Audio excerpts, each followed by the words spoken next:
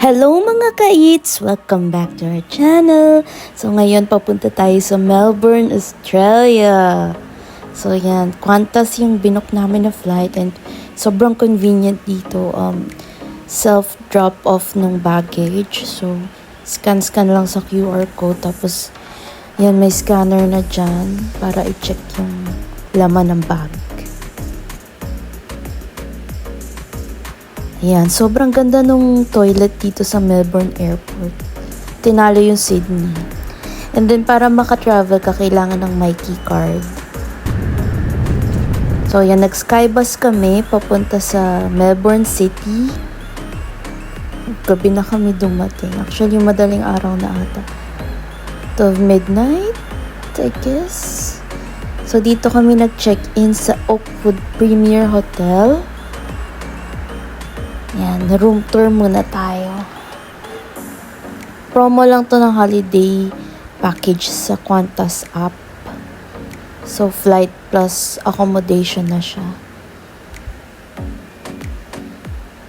Yan, may free wine na hindi namin ininom. Tapos city view yung room namin.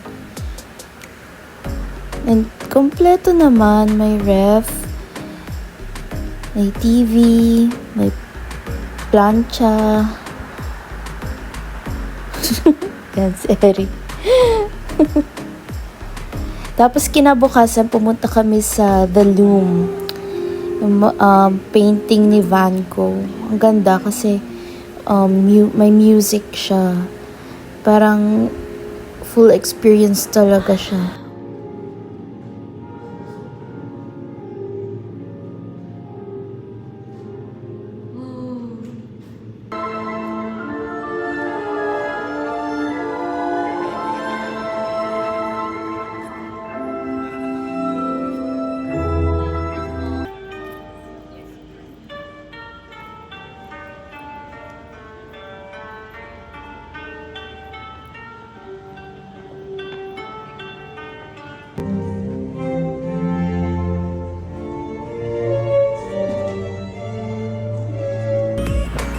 Then after namin sa The Loom, naglakad-lakad kami sa labas. Sa may DFO na ata to banda. Basta sa may Yarra River. Yan, ganda ng bridge oh. So from The Loom, naglakad lang kami doon sa restaurant na kakainan namin. Hindi ko maalala yung pangalan ng restaurant, pero Japanese-Korean cuisine siya. So, yan. Lakad-lakad lang. And, yan. Nandito na kami. Parang Inaki ata yung pangalan ng restaurant. So, after namin kumain, bumalik din muna kami agad sa hotel. Kasi, sa hapon, manonood kami ng Australian Open. Yan. Nag-book kami ng ticket. So, yan. From the tram, lakad-lakad lang. Pero may bus stop pala mas malapit dun sa hotel namin. So, late na namin nalaman.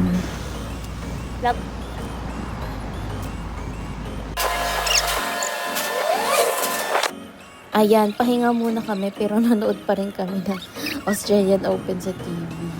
So, papunta na ulit kami sa city para sumakay ng tram. Papunta sa Australian Open grounds.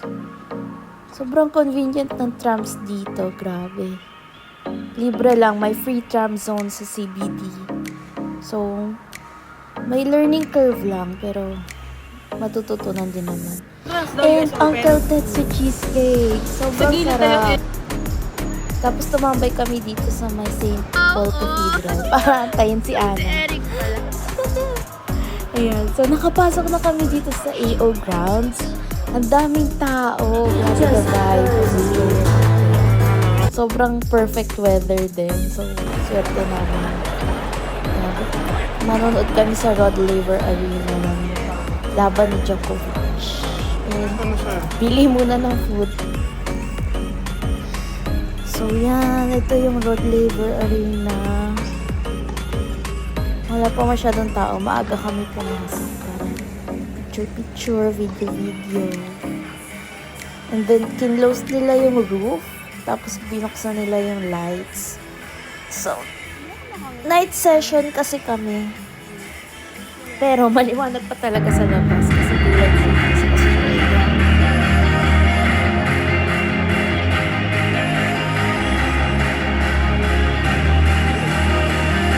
10 times Australian Open champion, 7 times Wimbledon champion, 4 times US Open champion, 3 times French Open champion, Olympic Games gold medalist, it's Novak Djokovic!